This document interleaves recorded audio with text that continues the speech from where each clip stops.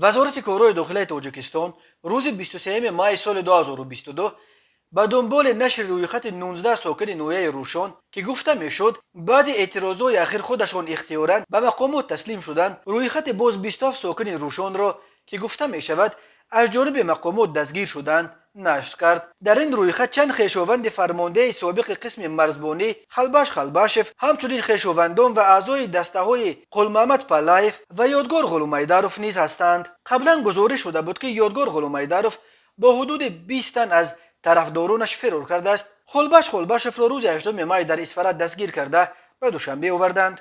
یادآور میشویم روز 7 مای چند صد ساکن روشن در مرکز این نویه شهرک ومر اعتراض کرده راههای دوشنبه خاروخ قلمه را از سه جا بستند.